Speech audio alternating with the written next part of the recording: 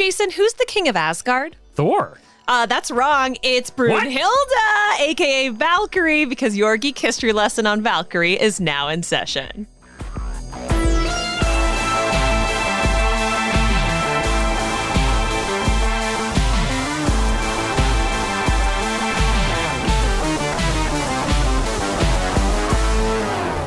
Hello and welcome to Geek History Lesson. I'm Ashley Victoria Robinson. And I'm Jason Make Asgard Thor again Inman. Welcome to your Mind University, because this is Geek History Lesson. And we are the podcast that tells you about one character in pop culture in a little bit less than an hour. And today we are talking about one of the Asgardian legends from the MCU, from Marvel Comics, and also from a film that might be in theaters as we speak called Thor, Love and Thunder. We're talking about the Valkyrie. The Valkyrie. Did I say it right? It says the Valkyrie. I don't know. I can't do I'm so sorry to all of our Scandinavian listeners. We're apologizing in advance. But yes, Thor and Love and Thunder is out in theaters as we speak. Valkyrie is a big part of that, played by Tessa Thompson. And so we thought this would be the best time to cover a lesson about Valkyrie, because she kind of has a complex and, well, like comic books, convoluted origin in the comic books. Correct, Ashley? She both has a complex and incredibly straightforward existence in the MCU. Fair enough. Like many comic book characters. Was this lesson suggested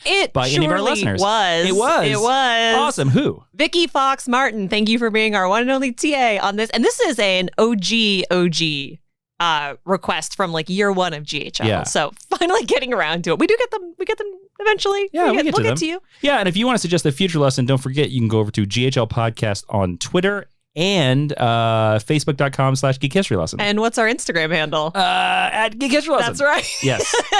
I don't usually do the plugs. I apologize, everybody. No, that's okay. Yeah, you can go there, be as amazing as Vicky was, and request anything you want to see, and we will find the time and the place to get to it. Rock on. Are we ready to rock right into the 10-cent origin? Straight to Asgard? Yes, what is that? The 10-cent origin is where Ashley's going to give you the basic who's-its and what's-its of Valkyrie. I can't believe you made that joke. A Cliff Notes version, if you will, in case you go to a cocktail party inside Odin's house, if you listened to last night. That's right. Last night's episode. Last week's episode. Straight to Valhalla. And Odin himself says, "Who beeth the Valkyrie?" Well, if you listen to this 10-cent origin, you'll be able to tell Odin. Also, if you're a Scandinavian listener, I would love to know how you actually pronounce Valkyrie's name. Oh, interesting. Send me a clip, please, at Geek History Lesson. 10-cent origin, Valkyrie, a.k.a. Brunhilde, a.k.a. Samantha Harrington, a.k.a. Barbara Norse, a.k.a. Cyan Bowen, a.k.a. Annabelle Riggs, a.k.a. Jane Foster. So Valkyrie is a title. It is not a name. It is shared by many women. For the sake of this lesson, we're mostly going to be focusing on Brunhilda or Brunhilde. I'm sorry, I don't speak Norwegian or Swedish or Danish. I have always heard it in America as Brunhilda. Yes, that's what I'm going to choose to say going forward. Who is a character who was lifted directly from Norse mythology. She's the leader of the Valkyries. She is the tall, buxom, blonde babe that you see characters like Bugs Bunny parody. Yeah, that's right. Yeah. Well, so we're going to touch wrong company, but right. Yes. Yeah. Well, you know what? It's all part of the sphere. That's right. We're going to talk about everyone, but we're mostly going to focus on Brunhilda because she gets up to the most exciting stuff. But unlike Thor, which is a name, Valkyrie is a title. For the sake of this lesson, Valkyrie is a Marvel Comics superhero character. She is Asgardian, which means she's not magic, which is a freaking bummer, who was created by Roy Thomas and John Buscema, and her first appearance was in The Avengers, number 83 in December of 1970. Were you shocked that it wasn't a Thor comic? I was too. Her team affiliations include superhuman strength, speed, endurance, reflexes, agility, durability, and longevity, invulnerability, regenerative healing factor, teleportation, a skilled armed and unarmed combatant, and mediumship. In the sense that... What's mediumship? Yeah. So if you're a medium, it means you can talk to the dead. And Valkyries in their traditional role. She takes people to the dead. Yeah. That makes sense. All right, cool. Yeah. I saw that and I was like, mediumship. I'll allow it. She's out here like the Asgardian medium on TLC with her show and her blonde hair. It's like the old NBC show Medium. There you go. Solving murders everywhere by talking to dead people. By talking to dead people. And she is portrayed in live action, of course, by Tessa Thompson in the MCU. Now, If you've really enjoyed our recent series of Asgardian characters, if you want to see maybe a little bit more about Thor and his pantheon, I would really recommend that you head over and check out Marvel Club, because we're putting up some exciting video content reviewing all 4 Thor movies, including Love and Thunder. That's right. And you can see our beautiful faces, and you can get our beautiful Jane Foster, the Mighty Thor print drawn by Comic Girl, who, even before we started working with her, is one of my favorite comic book artists on the Instagrams, and she worked on Jason's project Super Best Friend. But there is a special offer. You can only get the Jane Foster print if you sign on to our Patreon over at patreon.com/Jawiin. That's Jawiin in the month of July. Wait, what? Say that again? Only available in the month of July. And if you've been a longtime patron and you're already at the Marvel Club level or higher, you're going to get it automatically. Don't worry about it. But if you slide that print up beside the Doctor Strange print that you got in May, you'll see that it connects. Wait, what? Yep. And there's a third image coming, I believe, in September-ish or October-ish. In the fall, certainly. Yes. Also, you're mentioning Doctor Strange is going to be an interesting Easter egg for later in this episode. Yes. So if you want to support us and listen to 3 extra podcasts every sinle month, including our podcast where we review Justice League the cartoon, head on over to patreon.com/Jawiin. Jawiin. Thank you to all the Super Fresh friends who do. We appreciate them. Yeah, we love you. Yeah, you are worthy. We'll be Valkyrie for them and carry them to the afterlife or inside Odin's house straight to Valhalla. Sure. I want a horse with wings. Do you think Odin gets tired of that? Like, he's like, he's getting ready. He's going to the Odin sleep, and then it's, what? Who's there? The Valkyrie again? Odin doesn't open his own doors. He doesn't care. You think it's Heimdall? You think it's Heimdall all the time? No, I think Heimdall's got other stuff to do, but I bet he's got like I don't know, what's a guy version of a handmaiden? A valet who opens his doors for him? I was going to say a guy maiden. A guy maiden. He's got guy maidens who open the door for him. They're like, again? Man, so many people I don't think Odin, particularly Norse mythology, Odin deigns to make eye contact with a lot of people with his one good eye. So maybe the ravens open the door. Sure. But no, I don't think he's friendly or welcoming. All right, let's move into the meet cute, Ashley. What's that? The meet cute is usually what you explained. The That's second fine. part of the lesson where we're going to tell you where we first meted this character and how cute it was. Jason, where did you first meet Valkyrie? I actually met Valkyrie for the very first time in the Ultimate Marvel Universe, where the Marvel Universe, they rebooted their entire universe basically in the year 2000 as the idea of what if these characters had been created in the year 2000. And in Ultimates 3, Valkyrie pops up out of nowhere. Yeah, we're going to talk about that. So don't spoil. And that's where I met her for the very first time. I didn't know who she was before then. But but to be honest with you, I didn't read many Thor comic books until I would say probably the last 10 years or so. Yeah. I was not a huge fan of Thor, really, for a long time. How about you? Where did you first meet Valkyrie? I don't know. I have no idea. It's not a good enough answer, Ashley. In actual Norse mythology, when I was like 6. Okay. In the Northmen in theaters. In the Northmen recently. in theaters Okay. everywhere. Yeah. I don't know. The first time I can really recall was when I was prepping our Daughters of the Dragon episode. I read Fearless Defenders, and she's one of the lead characters of Fearless Defenders. She is in that. That's true. It's a good showing for her. I really like that story. Spoilers for a recommended reading. But honestly, before this episode, some Thor book, but like yourself, I didn't really read Thor before the movie came out. So I'm sorry, Brunhilda. I don't really know. I know that's not a fun answer, but it's the truth. And that's okay. Yeah, that's totally fine. Okay. All right, let's get to the History 101, where Professor Ashley is going to dig deep into the Asgardian history of Valkyrie and finally explain why this is a title and not a person. I am so confused by the Marvel Cinematic Universe. Yeah. So, Jason, how much do you think Thor is going to be in this episode? A lot? You're so wrong. Really? We're going to mention Thor less than we're going to mention Doctor Strange. Thor has almost nothing to do with what Valkyrie actually gets up to. And I thought that was kind of interesting because I feel like a lot of the trouble she gets into could be improved if Thor had shown up and maybe help the girl out a little bit. But there's definitely not as much Thor as I anticipated when I went into writing this lesson. I am going to run over the other characters who have been Valkyrie, kind of for fun, because there's really not enough for each of them to get their own geek history lesson, but the main focus is going to be Brunhilda, like I mentioned at the top. So, when Valkyrie was being conceived, writer Roy Thomas said this: I wanted a sort of female Thor, but of course at first I just made her a disguise of the Enchantress in the Avengers.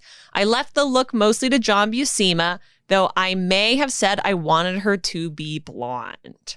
So she is introduced in the Avengers because she is a fake identity that Amora the Enchantress, a sort of magical Marvel villain, puts on. It's been retconned that she was and wasn't actually Brunhilda at the time. We'll go into that, but just know that there have been retcons all the way back to her very first appearance in comic books. Almost like she's a character from mythology. Almost like she's a supporting character created in the Silver Age. Got it. So there wasn't a ton of continuity to begin with. So Valkyrie's pretty much always had an identity issue from the moment she was brought into the comics universe. When she appears in Avengers 83, she is a disguise of the Enchantress. And then not long after that, she gets attached to a human identity on Earth, this woman named Samantha Parrington. Just like Thor. I was going to say this might seem weird, but if you remember, Thor also had a human alter ego. Dr. Donald Blake. Their souls were connected. It's very much the same thing. So far, she's Girl Thor. That's very much the ethos of when she was created. Samantha Parrington Valkyrie actually first appears in canon as a Hulk villain who shows up in The Incredible Hulk Volume 2, number 182 in August of 1971. So if you're doing the math at home, that means that 1 year later, she has a completely different identity and a completely different point of view. Steve Englehart and Sal Buscema introduced the Barbara Norris alter ego in Defenders number 4 of February 1973. 3 years later, she's on her third identity, and she joins the Defenders team. She's actually on the Defenders until her death in Defenders 152, which is in February of 1986. And she's already dead? Well, I'm doing the broad strokes, and then we're going to go back and do the Brunhilda stuff of like, these are all the identities, and then I'm going to tell you how we got here. And that her death ends the series. And then the writer of this story, who was a guy named Peter B. Gillies, said that Marvel editorial wanted her to die so the other characters could be freed up to lead the team and join X Factor. He does eventually bring her back to life 2 years later. And then Kurt Busiek and Eric Larson bring back the Samantha Parrington identity, her original identity, in 2001. So she is alive for like 30 years and she has about 5 identity changes on Earth. Okay, so I am already completely lost and we're not even 12 minutes in. Yeah, that's kind of the point. I just wanted to run through, this is when it's this character, this is when it's this character. Now I'm going to go back and tell you from Brunhilda's point of view how all of this happened. Okay. But I'm sort of trying to lay the track of, it's confusing because every team does whatever they want with her, and then they kind of murder her off. And there's a lot of different versions of her. And there's a lot of different versions of her. Well, there's a lot of different versions of her human identities. Okay. Because back on Asgard, like Thor, she's always Brunhilda, the big blonde lady. Mm-hmm. It's kind of like if Thor was Donald Blake for a couple of years, and then he became Jason Inman for a couple of years, and then he became Jeremy Skinner for a couple of years. And Where are you pulling these names? He went and then he went back to being Donald Blake people? For a couple of years. It sounds so fake. It's like that. And I just wanted to make sure that I checked all of the creators who introduced their alter egos. You should workshop those names a little bit more. You think so? You think they're too run-of-the-mill? They are. God, they sound so made up. What? Give me a Marvel Comics executive. Why do you think they sound a little too made up? They just sound too simple. You need a name too many like J's? Peter Tecumseh. What's Tecumseh? A very good name. Oh, I would hard disagree. Or one listener named Tecumseh's mad now. I thought you were going to say Tacoma for some reason. I could. They're good. I love that name too. Great repitch. Thank you. Okay, Jeremy Tacoma and Jason Tecumseh. Yep. Those are some future alter egos of Thor. Probably should come up with some different ones that don't have T's in the end, but they're both JDs. If you've noticed, I know. Doesn't Marvel like letters repeating themselves? That's not letters repeating themselves. Well, JT and JT. Okay. Can we talk about Valkyrie? Yes. So now Brunhilda. And here is sort of like her origin story as laid out by Marvel Comics. She is selected by Odin. Jason, who is Odin? The Allfather, the Zeus of Norse mythology, if you will. The king of the Norse gods. To lead the Valkyrie. I don't know how to pronounce this word. The internet didn't help me learn how to pronounce this word. It's the name for all of the Valkyries, or the Valkyrie, I guess. Jason, do you know what they do? They shepherd people to the land of the dead, or they shepherd people to Valhalla, right? That's right. It literally... Or to hell, if you Hel. Yes. With one L. It literally means choosers of the slain. Mm-hmm. And they decide who can pass into the land of the dead, who goes to Valhalla. There's also a place where if you don't go to one of those places, there's somewhere else that you go to. Yeah, there's sort of a weird purgatory place as well. Yes, it's Niflheim. And they are escorted with winged white horses. Mm-hmm. Jason alluded to this earlier, but the Norseman movie does a really good job at presenting a traditional take on that character and kind of what she does. Brunhilda is the strongest of the Valkyrie, and she is able to sense a death glow. That means that she can tell when a person is about to die. She can tell when death has turned their gaze upon this person. And her teleportation allows her to jump to the sides of the dead so she can be there to shepherd them through the transition of having died. Oh, and that's something that is alluded to in the MCU, especially in the most recent movie, Thor: Love and Thunder, because there's a part where they use Valkyrie's horse to sort of jump into another dimension or another realm. Yes. And which I won't say any more than that. And, well, we're not going to talk about it again here either, but that is something that I think that is going to be taken further and further advantage of in future movies? Marvel Comics in general. Cool. Yeah, I think it's cool. Yeah. And canon, Marvel Comics canon, Brunhilda and Sif share the honor of being the most gifted natural fighters in Asgard. Cool. And I really like that fact. She wields a magic sword named Dragon Fang, which is carved by the wizard Kaji Da from the tooth of an extra-dimensional dragon that later fell into the hands of the Ancient One, who later gave it to Doctor Strange, who later gave it back to Brunhilda. All right. Well, it must have had the owner, people with your stuff, just like your toys. Write your name on it. Right, Brunhilda on your sword. So obviously Brunhilda was on this sword. Doctor Strange just looked at it and was like, "Oh, return to sender." That's so nice of him. I don't really think of him as being all that selfless, Well, I mean, he's not, but Wong is. That's true. Yeah. Doctor Strange, though, not much of a sword guy. That's more of like Nightcrawler's jam. Yeah, he's more of an axe guy. More of a wiggly finger kind of guy. She also has a spear that's made out of iron that doesn't have a name, which honestly feels kind of out of place in my opinion. Okay. Everything else has a name. And Can we name it right now? Sure. What do we want to name it? Peter Tecumseh. Great. Headcanon accepted. I think it should have a female name, but that's fine. And she, and it's interesting, I think, that it's made of iron because traditionally in sort of pagan beliefs, iron keeps away evil spirits. That's fair. And fairies and stuff like that. She rides a winged horse who was given to her by the Black Knight. Cool. And its name is Aragorn. Is it really? Here's Ashley's asterisk. This is not Norse mythology canon. This is Marvel Comics canon. Yes. So he was definitely named after the King of Gondor. And I think... after a fictional character. I couldn't figure out who named him, but whoever did, I have notes. I think you should have picked something. Because when I first saw this in my research, I was like, oh my God, that makes so much sense. Tolkien was into mythology. He loved especially Germanic and Norse canon. That's so cool that he named Aragorn after this really important mythological. And no, it was the other way around. No. Somebody was 7 stars and 7 stones and 1 white tree. It was Jack Kirby or Stan Lee who said, "I really like Lord of the Rings. Let's name this horse after Aragorn." Yeah, I mean, I don't know. I just thought it was really wild, and there was no way I wasn't going to bring it up. So Brunhilda has a lover named Siegfried. Oh, Siegfried. And Roy. Who is the son of Sigmund, who is an ancient mortal identity of Thor. Remember how everybody has human identities? And Sieglinde, maybe?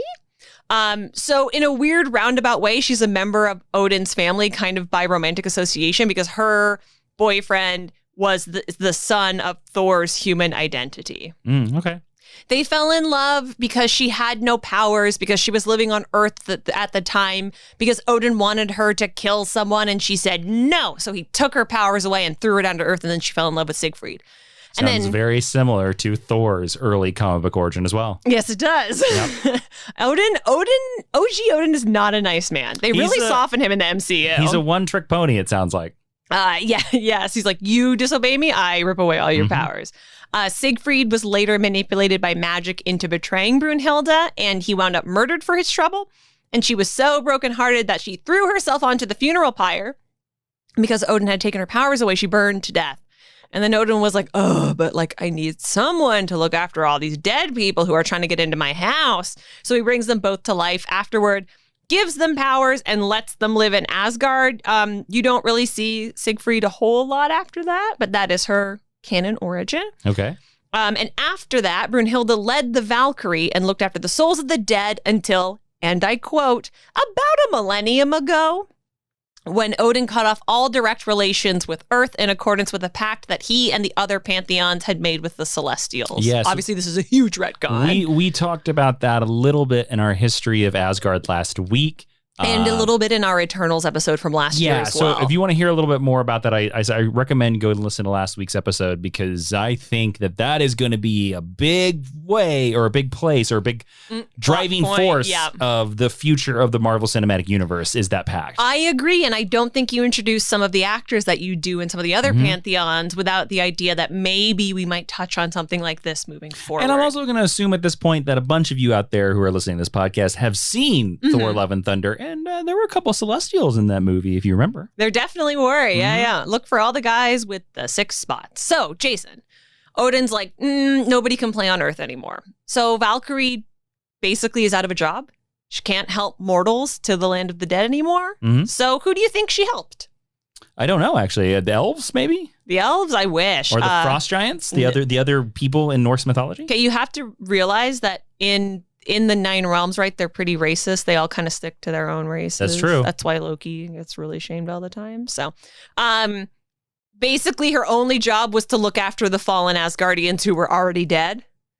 Okay. And just I guess make sure they didn't throw too many house parties in Valhalla. So she basically just did nothing for 1,000 years. For and I quote Marvel Comics, about a millennium. About a millennium. Marvel also very famous for their roving timeline. Oh, well, that's great. So she had a chance to she becomes a glorified Asgardian babysitter. She got to work on herself a little bit, work on some mantras, catch up on her streaming, do some laundry. What do you think she likes to watch? What do you think is her favorite streaming show? Vikings, of course. Oh, damn. Come on. I walked right into that. And since she's magic, she can watch it in the future. See, she doesn't have to exist in our timeline, you see. She can watch television from the future.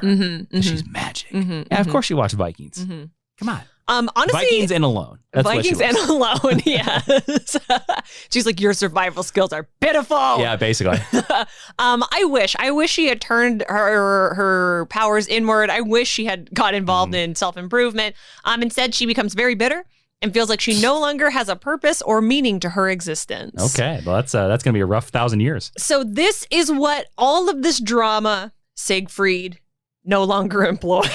Sitting around the land of the dead. No Asgardian unemployment, is what leads her to meeting Amora the Enchantress for the first time, who we talked about earlier, while she was drinking in a pub outside of Asgard. All right. So Amora offers Brunhilda a life of adventures if she would just accompany and support Amora on a bunch of adventures. And it makes sense why she would say yes, because she's been sitting on her hands for 1,000 years. For about a millennium. Yeah, and she's like, I've rewatched Vikings 5 times, and the show hasn't even existed yet, and I'm already binged it all. I need something to do. Yes. So she's like, yes, absolutely. I'm drunk. I can't wait. And this goes on until Brunhilda discovers that Amora didn't have pure intentions. Surprise. She's a baddie. And Amora locked her inside a mystical crystal of the souls. Okay. And I have to say, I would very much like to be stuck inside a crystal forever, so I don't really know what Brunhilda has to complain about. That seems like a nice place to be. Sure. And so the reason that she is described as appearing in the guise of Enchantress, if you read a lot of stuff about her origin, it's because her body, her big blonde body, is in suspended animation inside a crystal, and the Enchantress is able to manipulate her immortal soul into her body and imbue herself with the powers of Valkyrie, which included appearing as Brunhilda, but Amora was obviously up to evil things. Got it. So her true identity was eventually discovered when she hatched a plot to lead female superheroes against the Avengers and the Lady Liberators. And Thor's basically like, this would never happen. I bet this is Amora the Enchantress. This is a Silver Age, so everyone figures everything out really easily. Also, he probably recognized Enchantress and was like, hey, wait a minute. Hey, you're excuse me, he recognized Valkyrie. Yes, yeah. And this led directly to the Enchantress putting Valkyrie's powers into a socialite named Samantha Parrington, her first human alter ego, and sending her to seek revenge against the Hulk. So basically, Enchantress is like, if I can't have your powers, girl, you don't have your powers. This lady walking down the street in her cute little red outfit, she's going to have your powers. because why not? And then go fight the Hulk, I guess. Sure. Because reasons. Everybody fights the Hulk in the Marvel Comics universe. It's a thing. Wolverine fights the Hulk. Thor fights the Hulk. Peter Tecumseh fights the Hulk. Especially in the Silver Age, there were a lot of villains who got introduced because it was originally Tales to Astonish number 136. Peter Tecumseh versus the Hulk. It's a great issue. Go read it. Someone is going to tweet us and let us know what actually happens in that issue.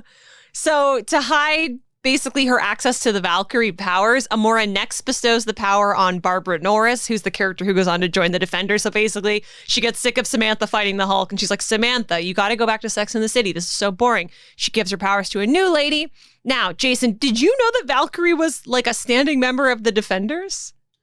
Well, there have also been several different versions of the Defenders. The original team is a Doctor Strange team. Yes. It's where Doctor Strange calls in Silver Surfer, the Hulk, and I believe, Namor. It's Namor is the other person. But the sort of like more popular version of the Defenders team is sort of this, I don't want to say C-listers because I don't really believe in the term of C-listers. But we know what you mean. There are characters that aren't as popular. Supporting characters. And so usually. she is a regular member on this Defenders team that keeps coming back, where it's like her and like Nighthawk. Yep. And I'm trying to pull out some other names, but you kind of know who I'm. Black Knight is sometimes on there. Yes, he is. That's how they they share stuff. So they kind of have, they imply in a lot of the Defender stories that her and Black Knight, they have a will they, won't they, and they never really will they. But I would have really liked to see something like that explored with the two canons. I think that'd be really interesting. Which also makes sense because Black Knight is sort of a version of King Arthur. Exactly. So. And, in terms of the ancient world, they have a lot of similar roots. Well, it makes sense why she would be attracted to royalty. But for me, I was going to say the Defenders team that I like is the Doctor Strange one. Yes. Although they do cross over, like she often appears as a supporting character on the Doctor Strange team adventures. But yeah, she is on kind of, I guess, the secondary Defenders team. So it's only when a hero named Olaris, who is an actual Norse mythology Asgardian character, I looked it up, tried to take over Valhalla, which tried to take Odin's house away from him. Odin's like, again?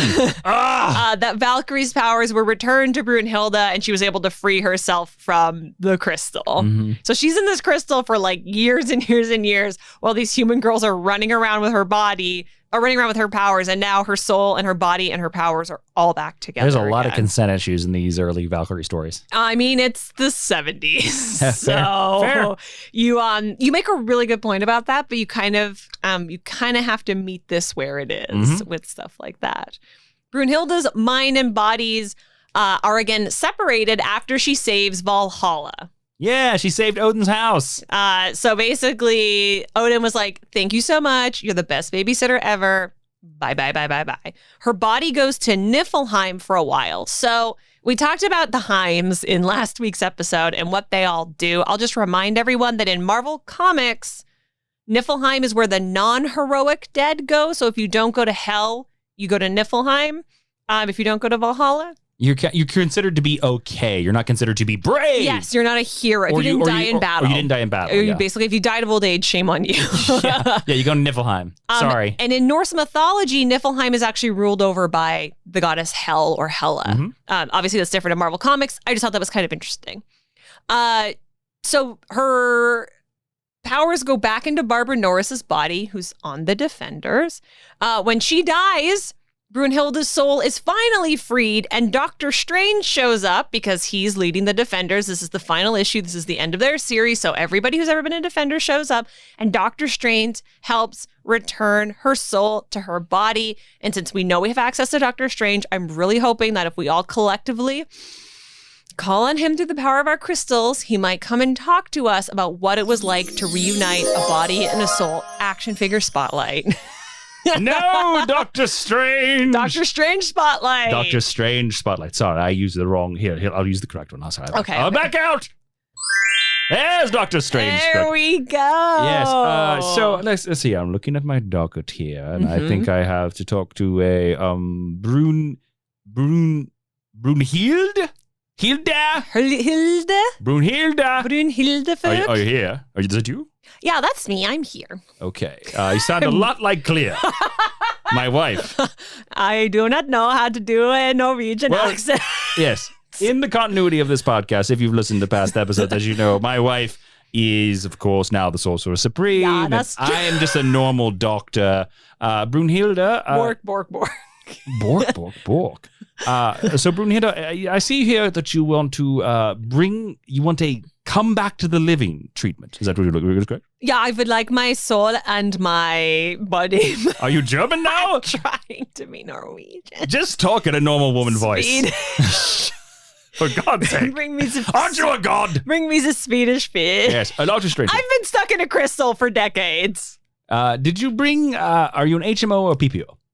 Oh, I think I have, what are the stupid savings accounts for medical expenses that don't make any sense at all? FSA, FHA. Anyway, I'm from Asgard, so I don't know what these acronyms are. I see. Well, this bitch is going nowhere. So I'm just going to rub some fangs of Falala and some demons of knock on you. And presto, that'll be $10 million. Oh, I do not know what dollars are. Well, just give me a bunch of coins from the Asgardian vault and we'll call it okay. Oh, okay.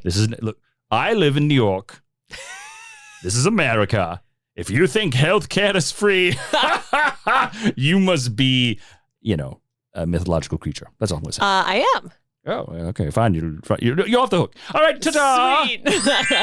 Insert sound effect of Brunhilda returning to Asgard here. Yay! So you know what's really nice about when Doctor Strange puts her body and her soul back together after this ambiguous amount of time? Is that Brunhilda's memories and her abilities are all restored. She's not at half power. She can remember everything. She knows everything that happened to her, and she knows everything that happens to like the 85 women who have been living in her soul this entire time. So what does she do, Jason? She writes a tell-all novel with all these adventures. Oh, man, I wish it was a real sexy novel. Mm-hmm. But no, she takes her revenge on Amora the Enchantress for causing all of this strife because it's comic. Because she's Asgardian. Yes, exactly. Ultimately banishing the Enchantress into the crystal of souls. So how's that for revenge? Yeah, it's pretty fair. She's like, you did this to me, I'm going to do this to you back. It's eye for an eye. It's not really a world. And the whole world will be blind and toothless. Yeah, it's not literally a road towards peace, but fine. But yes. But in comic book logic, it's about as good as you can hope for. After gaining her freedom, Brunhilda felt detached from Asgard, basically because nobody came to save her, so I wonder why. So Jason, what do you think she did next? I don't know. I have... Guess. She tried to go kill somebody. She's an Asgardian. She rejoins the Defenders, of course, because they had a new book at the time. Did she try to kill the Defenders? No. Okay, well, that's not very Asgardian. She joins the Defenders. She's having like a pretty nice time being a Defend, and Odin shows up with a quest for her. Interesting. He puts her in charge of Moondragon, who is not a dragon. No, she's a lady with a green cloak and a finely shaved head. Yes, exactly. She's actually an Iron Man character. Yeah, she's sort of a magic-y character. But she was introduced in Iron Man, so that's why she's pretty noted. Yeah, for her shaved head, and she's a highly skilled geneticist with minor telekinetic powers. She's got a real bad attitude, so Odin is literally like put her through Miss Brunhilda's school for girls, like teach her tact. Teach her how to use the little tiny fork on the outside of your plate. And Brunhilda's job is to teach her humility, ultimately. The goal is to make Moondragon humiliated. Eep. And it kind of works up to a point until Moondragon falls in love with a character called the Dragon of the Moon. Love that. Makes sense. Very on brand. And Moondragon turns against Brunhilda. So basically, she had this really nice mentor, and then she got her first boyfriend and was like, I don't need to answer your texts anymore. Just like all our children. Just like all world. Young women. They'll turn against their mamas so quickly. Yes. All children listening to this, you know what I'm talking about. She's like, I learned to walk with a stack of books on my head, and I'm done with you. Every Thank you parent so much. with a teenager or a early 20s kid in college is like, exactly. Yes. That's my pain. All the parents out there are like, yes, and? Yep. And Moondragon attacks the Defenders until Odin is forced to bestow additional powers on Brunhilda so that she can defeat Moondragon. I like this beat because it kind of reminds me of like Ares coming down from on high and bestowing his powers into Hector in the Iliad. I like this because this is a real mythological trope. I think the story's really silly, but I like the idea that in order to fulfill the quest that he laid before her, Odin had to come down and give Brunhilda additional powers. I think it's really cool. I would actually love to see something like that in one of the movies. Sure. When Moondragon attacks again, Brunhilda allied herself with the Eternals for the first time. Our favorite characters. Jason's all-time favorite Marvel superheroes. That's correct. And number one favorite MCU That is movie. 100% correct. I haven't stopped watching it since it went on Disney+. Oh, yeah. Do you want to watch The Eternals? I'm at 46 times right now. Wow. Yep. So she combined her powers with an Eternal called the Interloper. And I just want to say, It's okay. I taught the Eternals lesson. I'm familiar with more Eternals than I even thought existed. I had never heard of the Interloper. I'm just going to say, whenever the Celestials were naming the Eternals, they definitely ran out of names with this guy. They were like, I don't know, we don't even want this one. The Interloper. What about Peter Tecumseh? We already used it. We already used Jason Inman and Jeremy Skinner. Those both sound like fake names.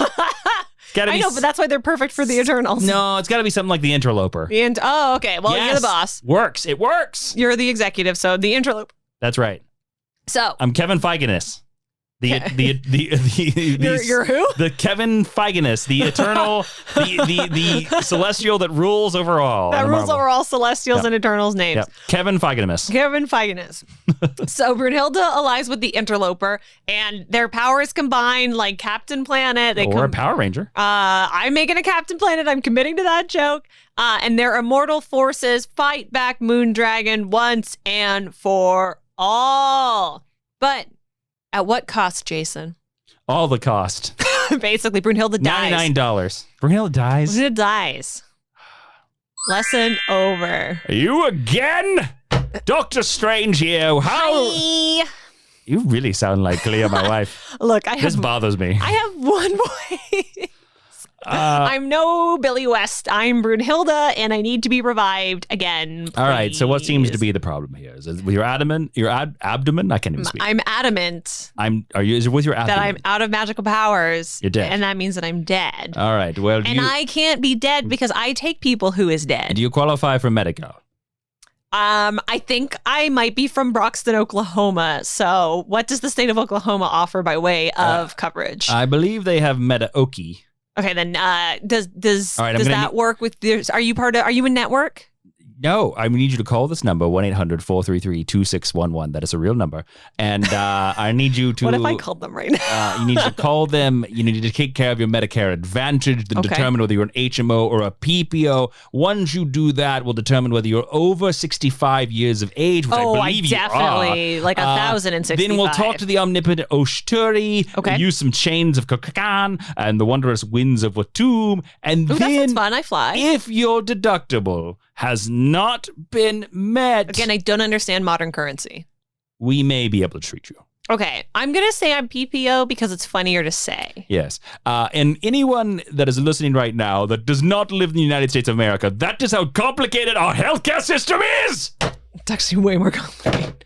Truly the darkest of magic. The darkest of timelines. All right, ta-ta, good luck, you're back to life. Thank you! Oh, hey, Dr. Strange. Yes. I have some notes on how you brought me back to life.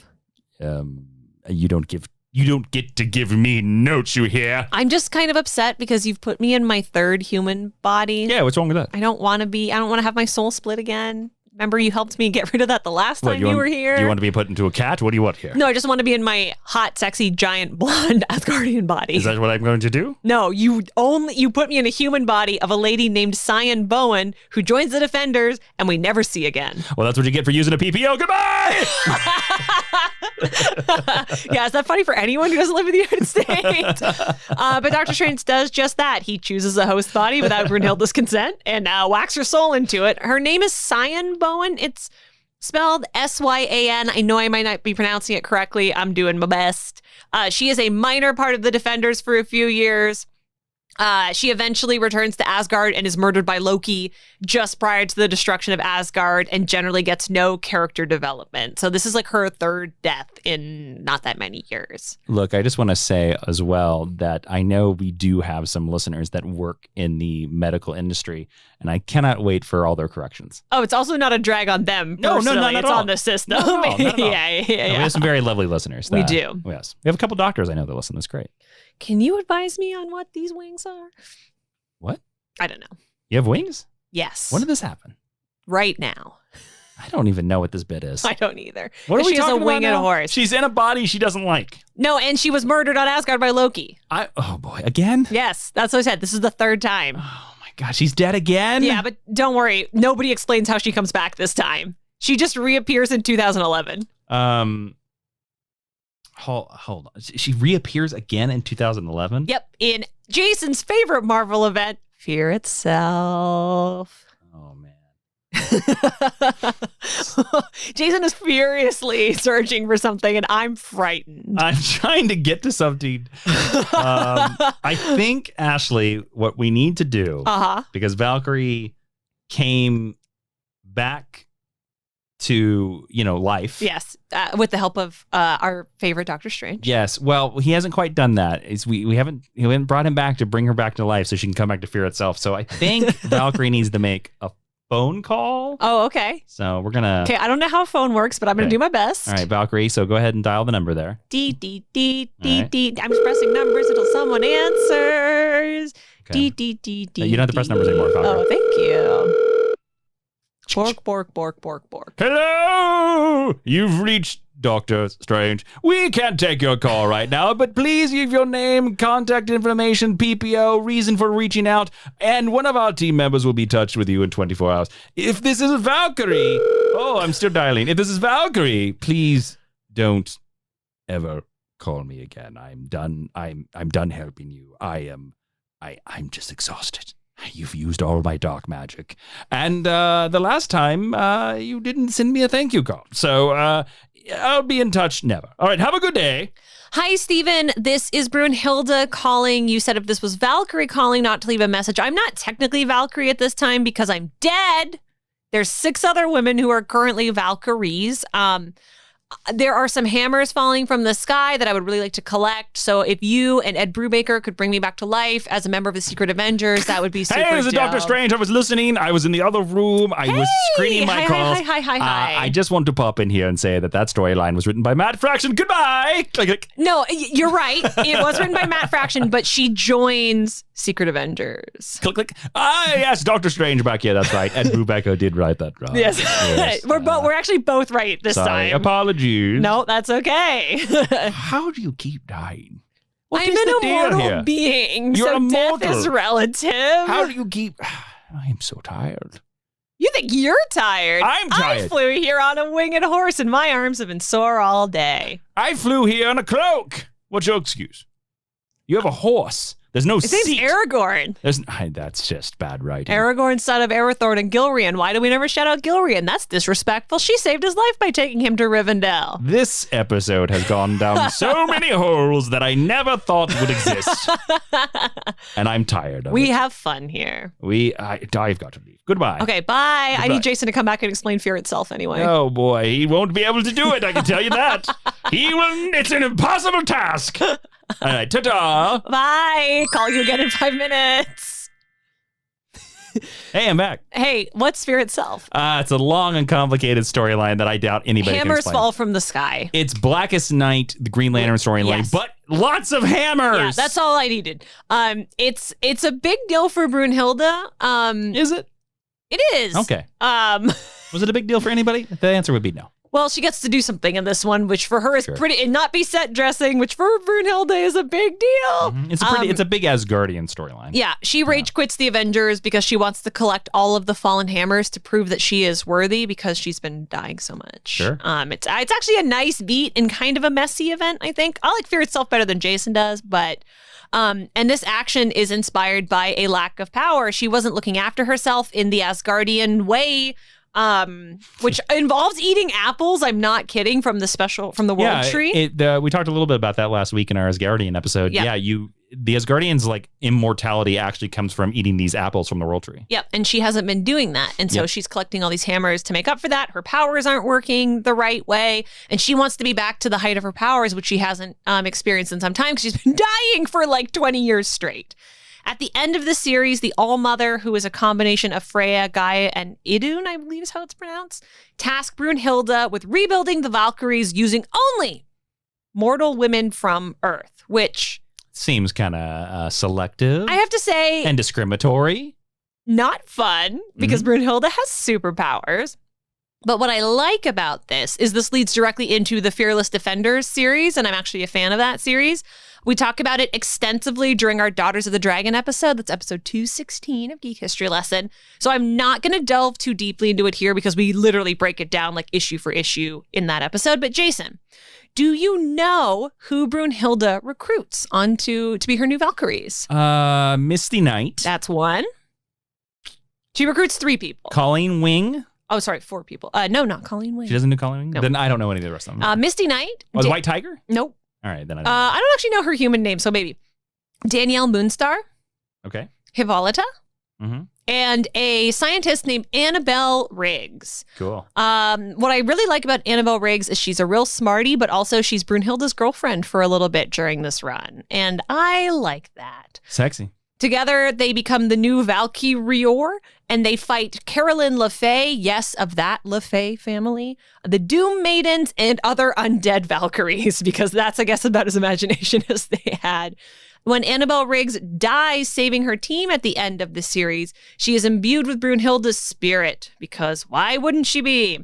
And she actually becomes one of the spiritual Valkyries as well. We never see her again, but she is theoretically leading heroes to Valhalla to this very day. Brunhilda then goes on to have minor appearances in Axis and Monsters Unleashed and War of the Realms. In War of the Realms, she actually gets to do some cool stuff. She and the Valkyrie are slaughtered at the end of the run by Malekith in New York City, and Brunhilda's decapitated. Yes. Yay. Again. Question mark. Oh, boy. And then after this happens, this is what leads directly into Dr. Jane Foster becoming the new Valkyrie, because all the Valkyrie are slaughtered and she's not Thor anymore because we wanted to give it back to the white guy because of the movies.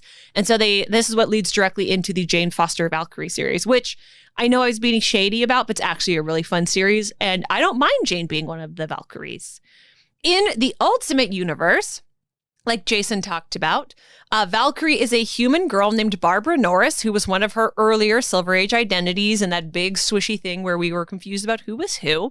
And she wants to be a superhero, but she has no actual superpowers. Thor is maybe not a god, maybe not a superhero, maybe a drunk in the Ultimate Universe. They kind of hide for a long time whether or not he's actually Thor. And then they confirm it. And then they do. But he has a big cult of personality around him, and she's one of his followers, whom the wife-beater Hank Pym calls Thor Girl instead of learning her name. Mm-hmm. And then after Tessa Thompson debuted as the character in the MCU, in 2018, there was a series called Exiles, in which the series creators Saladin Ahmed and Javier Rodriguez introduced a comics canon Valkyrie who looks like Tessa Thompson. Okay. So she's black, which is really cool. And Ahmed said, though she's not technically from the Marvel Cinematic Universe reality, she's basically the literalization of the larger than her physical frame swagger that Tessa Thompson displayed in Thor Ragnarok turned up to an 11. So if you've spent this whole time being like, but where did Tessa Thompson come from? The answer is from the brain of Taika Waititi, and then, like Harley Quinn, it reverse influenced the comics, and they did introduce a Valkyrie who is based on that character. But I think, as you can see, there's very little except the title and the idea of having a sword and a horse that the MCU lifted. And given how little Thor appeared in this, I remain surprised that we put Valkyrie in the movies at all. That's my thought for the end of your lesson on Valkyrie. Yes. Brunhilda's dead and Jane is Valkyrie. Yes, now you're caught up. Well, because they wanted to give Jane a Mighty Thor kind of role. That's not Mighty Thor. Exactly. Yeah. Again, not a bad idea. I actually don't think it's a bad idea either. I'm sure once Doctor Strange is done being dead, he'll bring Brunhilda back and everything will be fine. Fine. I just have to. Dr. Strange here. Hi, welcome back. I just have to get my HMO to PPP sorted out, and then after that, I'll be right as rain, back alive. Don't you doubt Who it. are you filing with, though? Because Brunhilda was filing with you. Look, I don't want to say too much, but there is a special number for Sorcerer Supremes, especially dead Sorcerer Supremes, to call. You call the number, you give the code. 666? No, you give the code 616. Oh. And then you make sure that extension, because that'll put you right in with this amazing fella named Peter Tecumseh. Oh. Simple as that. Not Peter Tacoma. Simple. No, not Peter Tacoma or Jeremy Skinner or Jason. No, none of those fake names. I'm talking about a real name, a real man, Peter Tecumseh, genius, physician, Sorcerer Supreme. What's his specialty? Bioengineering. Great. And, little bit of dabble of magic. Mm-hmm. I mean, if he's going to bring it back to And life. a little bit of dabble of dark magic, if you know what I mean. I do. You talk about it literally every time you're Dark here. magic indeed. All right, peace out from the dead world. Do you think he's in Valhalla? Who? Dr. Strange? Yeah. No, definitely not. Did he die in battle? No. No, not really. All right. What do we do after the lesson, Jason? Well, we look at intern Brego, who just walked by the podcast He just woke table, up. did a big old stretch, and we talk about the Brego, why don't you introduce this segment here? He's licking his butt. Not a good job. Never there. changed, Brego. That's why we don't pay him. We're going to talk about He's also named after a Lord of the Rings character. Oh, boy. Not an actual god from Norse mythology. Recommended reading is where Ashley is going to give you 3 or 4 selections about Valkyrie in case you want to read and dive deeper into Marvel Comics history. And you can find those choices over at geekhistorylesson.com/recommended reading. We have little widgets that will take you to a place where you can purchase those books, and you can learn and become a better informed listener. That's right. Okay, so I'm going to recommend Avengers Masterworks Volume 2. This has her origin in it. So if you want to see the first time Valkyrie ever showed up, this is the easiest way to get your hands on that. And it's a really nice collection. I'm also going to recommend The Fearless Defenders. Like I said, this is one of my favorite comics versions of her. I'm going to recommend, Mighty Valkyries. This is post Fearless Defenders, where she's building a new mystical Valkyries team that leads directly into War of the Realms. And then lastly, as a bonus, because we did do Jane Foster pretty recently, I'm going to re-recommend Valkyrie Jane Foster Volume 1. Because like I said, this is not Brunhilda, so this is like my special edition, but it's a really fun way to see Jane exploring this character, and she gets something like character development here. Nice. So those are my recommended reading. And I have one question for you, Jason, in our discussion today. Sure.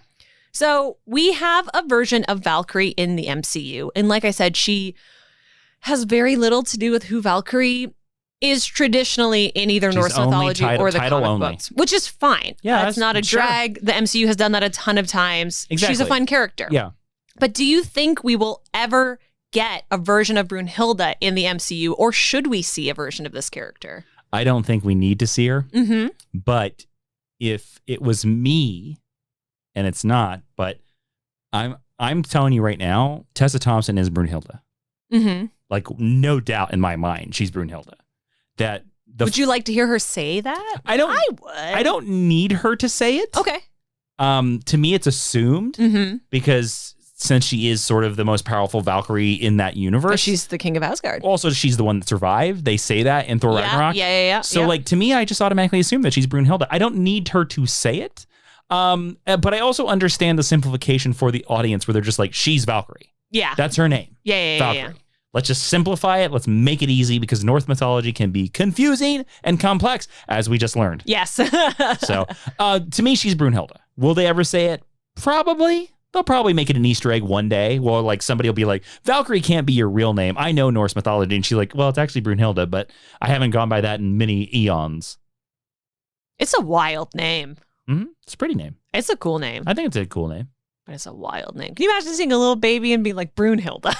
Look, as we've established in this episode, it's a way better name than Peter Tacoma. Or Peter Tecumseh. No, Peter Tecumseh is an amazing name, but it's not as good of a name as Peter Tacoma, Jason Inman, or Jeremy Skinner. Okay. Those are all fake names, beyond fake. Whoever's named them, if you know a person that has named any of those names, they do not exist, and they're probably lizard people. Wow. Yep, I'm just putting it out right here.